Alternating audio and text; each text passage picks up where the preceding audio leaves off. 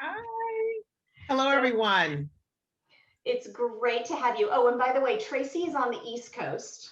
So hands up for Tracy for calling in at 10 p.m. her time. Thank you very much for making the time. Um, it is it's a pleasure. Tracy and I work together at Oracle. Where she is currently the Senior Director of Diversity and Inclusion for Oracle Worldwide. She has come into this fascinating role, this exciting role, after a long and successful career at Oracle. So, the way we're going to take things on tonight is Tracy and I are going to have a bit of a conversation and do a little virtual fireside chat. And then, as soon as we're done with the fireside chat, Professor Rao will take us through the questions. Okay, Tracy, so thanks again for being here. Happy to do it. Great to be able to connect with you again, Rufo, in this way. So thank you. Sure, sure. Okay, so I talked about the role that you have today, but you have such a fascinating career journey. Let's actually go back to the beginning. Tell us Yeah. the story of your education. Yeah, it's interesting. I was one that did not jump right into education.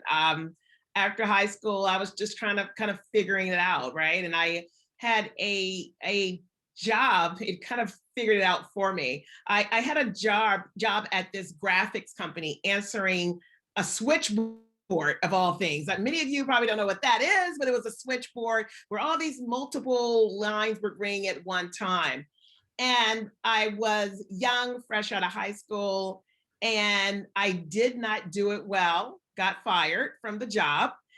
They were so gracious to me that they allowed me to stay on until I found something else. That's how kind Wow. they were to me. Yeah, they were a great bunch of people. And I decided at that time that, you know what, school and is the direction that I want to go. And I actually was working while I went to school and kind Sounds of figured it familiar. out for a while. Yeah, so it was quite the journey. It was quite the journey from not thinking, oh, I don't really need this. I don't want to do it. I need a break to, you know, having that wonderful experience of dropping, several people, key customers off a phone, and did transition me to like, you know what? Maybe that doesn't sound too bad. Let me refocus my goals here. Great, great. So, okay, so you jump into school, you decide to continue your education. So you didn't start right out of high school. You weren't the only one to graduate from college at the time that you did, though, right? Not long after, this is true, my mother was going on her own journey, and I was supposed to bring a picture of my mom, and I couldn't find one that would represent that period of time. But I did find, let me see if I can bring it up close, a picture of my mom as she was graduating from college, and that was actually, I guess I was 28 when my mom graduated and got her. Wow, that's amazing. So that's her and my stepdad, and it's just a awesome picture of just her being so happy that day as she achieved that degree. And she was a grandmother because she graduated that December of '96, and I had my oldest son that November. So, she was well into her, was still young, not retiring, grandmother, a daughter that was at that time 28 years old. But what I just admired about her is that she recognized this for her own direction, that it was something that was important for her to achieve for herself personally, and it did help to elevate her career. But just the courageousness of going back to school at that age, a mother, a grandmother, and then deciding I'm not going to give up. I have goals I want to achieve. And she did it, and she got it in December of '96. So the picture, Asha was like, we're going to have a picture of the both of you. And I couldn't find one of the both of us with my son that we took, but I did find that one. So I thought the showing Oh, her graduating was was the one I wanted to share that's most important. wonderful. That's been, well, the chat screen's lighting up. How great. You became a college graduate as a mom, and your mom became a college graduate as a grandmother. That's fantastic. So Yeah. So you finished this college journey, this really important college journey. Did you know, we've got many of the folks, many of the students here on this call do major, have a specialty in human resources, and you've spent in your career in different aspects of human resources. Did you know that when you were in college, or is it something that you I, fell into in a different way? I fell into it in a different way. It wasn't something that I readily was like, I'm going into HR. I started out, as I said, I was kind of working along the way. And what I started this journey more in a customer service field. And I then moved into what was temporary staffing. And I really enjoyed connecting with people, finding opportunities for them. It was temporary staffing and direct hiring, as we called it at that time. And so as I continued in this kind of field and direction of hiring, it really was kind of like, I'm really enjoying this. I really love the work that I'm doing. I went from the staffing firm into becoming a job developer for a nonprofit organization that had this 5-year grant, and we were working with disadvantaged youth, and I was providing them job development skills and background. That grant didn't get renewed, and I ended up into an opportunity to go into corporate America recruiting, and that was Oracle. And so again, connecting individuals to roles and opportunities that were of interest to them, connecting with different people all the time is how I just kind of fell into that HR umbrella, which recruiting certainly falls under. Yeah, yeah. So it sounds like you got that experience before your long and successful journey at Oracle started. So tell us about that conversion from nonprofit staffing recruiting into like hardcore corporate America. Yeah, you know what? Um, it was quite different. And I'll tell you, I was in the staffing to a nonprofit sector, and then moving to corporate America, it was just a different culture of how you engage with individuals. It was just at the time such a very professional engagement. It was a little bit of a lift and shift for me to think about. I'm no longer working with, which I had been doing for about 4 years prior to coming in, with students who were disadvantaged. This was corporate America, finding those unique opportunities and fitting people to what aligned best to them.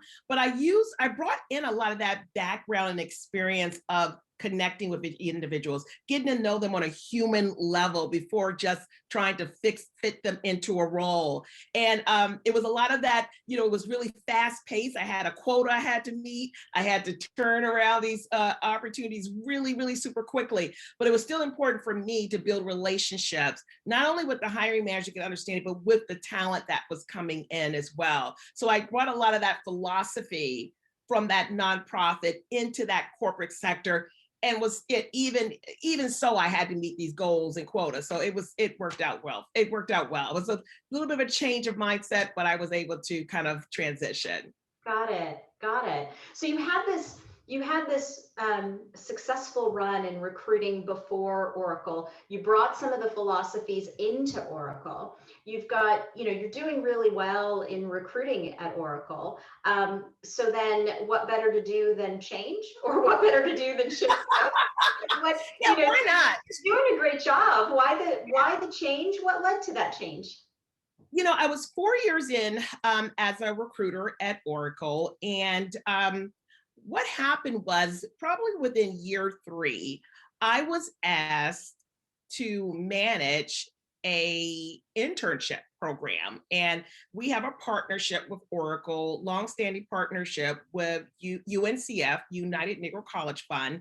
And we brought in 14 interns on an annual basis. And I was asked to manage that program. There were 7 in Reston, Virginia, which was one of our largest offices at the time, and our previous headquarters, which was Redwood Shores. So between an 8-week period of time, I flew back and forth from the East Coast to the West Coast probably about 4 to 5 times, because as a program manager, I wanted to have hands-on experience. I had built in community service aspect and professional development. And, we certainly had a kind of a fun activity. So I wanted to be equally as engaged with both the West Coast and the East Coast interns.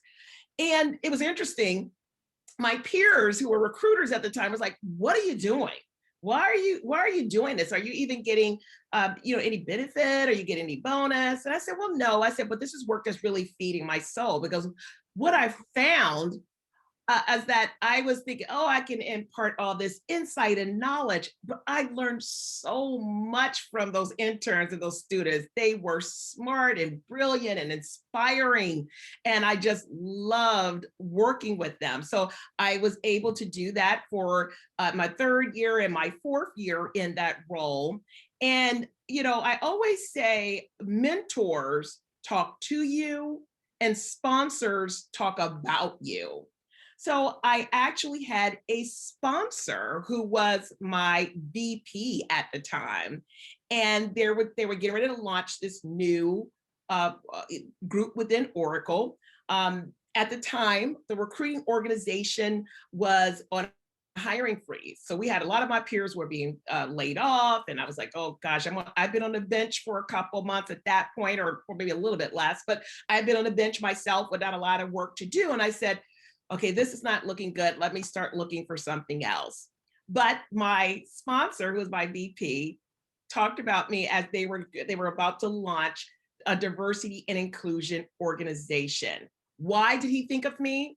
Because one of the things that he shared with me, even after he reached out to me about it, was that because I had taken on this program manager role, I had actually built additional skill set that he didn't even know I had. That in many ways, I didn't know I had, right? Ah, So he actually, and where many other recruiters, they were not, because it was more transactional, tactical, and I was being more strategic in how I rolled out this program and initiative. And even when he had, I remember when he did initially reach out to me about doing this, I was like, oh my God, I've never manage the internship program. How will I impact these students? Will this be successful? Will it be valuable? And it was quite the scary experience for me. But what I did, and I'll just share with you, I believe in, and this is something I grew to come to, was living in my fear. In what living in my fear. That doesn't sound intuitive, Tracy. Living in your Yeah, fear. it wasn't, but it was. I was really quite nervous and scared, if you will, about taking on um, that program manager role, and then of course moving to the D&I role. But what I realized was when I owned my fear and really tried to analyze what was driving that fear. Was it the unknown? Was it I didn't have the experience? That is, I didn't have the education? And then understanding, and what I mean I own it is understanding what I can do to overcome what I felt was keeping me back from that next opportunity. And Huh. that's what I mean owning it or living in it, and understanding that yes, I'm scared. Yes, I don't know what the outcome is going to be, but more importantly, what can I do to make myself more confident, more comfortable, and educated, and be more successful? And that's what I mean when I mean owning it and living in it. Right, right. So, okay. So you're in this recruiting world. You take on this stretch assignment in running this interns program, and it gets noticed, it gets seen. Your VP being a great sponsor for you, male or female VP? Male, a Love male. it. Yeah. Love it. Male ally who acted as your sponsor, saw it in you, saw something in you, and said, listen, Tracy, here's what's going on. We're going to do this D&I business, and we want you to help launch it. Now, so tell me, so there's some great nuggets in there about just allyship and living in your fear, which is like, I'm going to write that down on a poster or something. How do you so tell me, diversity inclusion started up as a practice. I'm going to switch you over a little bit to the D&I world. That's coming up at Oracle at a time when what? What was going on at Oracle that you think, or what was going on in the industry that really brought this up to the forefront? It was just the beginning stages, if you will, in regards to the inequity of representation. It wasn't even that conversation we're having, over the last, I would say certainly since the social injustice rise with George Floyd. This was really at the very beginning stages. I mean, I've been working in Oracle for over 16 years. 16 years, February 14th was my 16-year anniversary. And I've been part of the D&I organization for 12 years. So, it was right at the beginning. A lot of companies still were not engaging in D&I, but we had received just some feedback, in particular from our Black community saying, we want to feel like we're growing and evolving. And so that's where the work is deciding to create this diversity and inclusion initiative and strategy. Okay. Prior to that, it was more compliance focused. So it was more compliance, meeting goals, meeting data, sharing data numbers. But now we're going to really put in programs, initiatives that were supporting underrepresented minorities, certainly women, our LGBTQ community, and then veterans became a future part of that as well. But that's where we were. It was a very beginning stages. I can really say that Oracle was probably on the forefront of having a D&I organization. There were very few companies that were doing that at this time. It's it's very sexy thing to do now, but at the time we were more in the forefront of that. That's great. You touched on something that I want to bring to the class's attention because we talked about it in a prior class. This idea of having an organization that's compliant or having an organization that's committed. And Tracy said the magic words, and I did not prompt her. She said they went from being an organization that was compliant and an organization that kind of rolled out the numbers as you needed to roll them out and issue their reports, to one that was creating programs for employees. And it was a response to employees. And what that does is moves you from, of course, compliance to commitment. And so then you move into kind of having a D&I function that's dedicated and committed to the success of an inclusive organization. It's a really important thing you just said, and I want to tap on it. How would you describe, so 12 years of D&I work and 12 years of D&I at Oracle, how has D&I evolved as a focus for the company? It's a great question. Oracle has been traditionally a very conservative company that we did not normally speak up or speak out on a lot of topics. We kept our representation very close to the vest. What I have seen as I took on a leadership role, one of my goals was to increase engagement with our executive leaders and get them more involved with the initiatives. We had employees that were really actively wanting to do more. We created employee resource groups. We increased in engagement there. But I wanted to get the executives involved because it really, building that culture of diversity and inclusion starts from the top. Starts from the top. That's how we get embedded into the culture, and it's sustainable, which is important.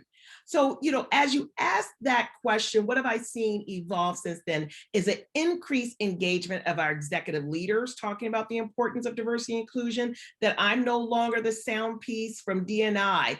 HR is no longer the sound piece overall. The HR business partners, our executives are talking about it. We're now on our diversity and inclusion webpage. If you just, Google diversity and inclusion at Oracle, you will see that we're also sharing our data representation.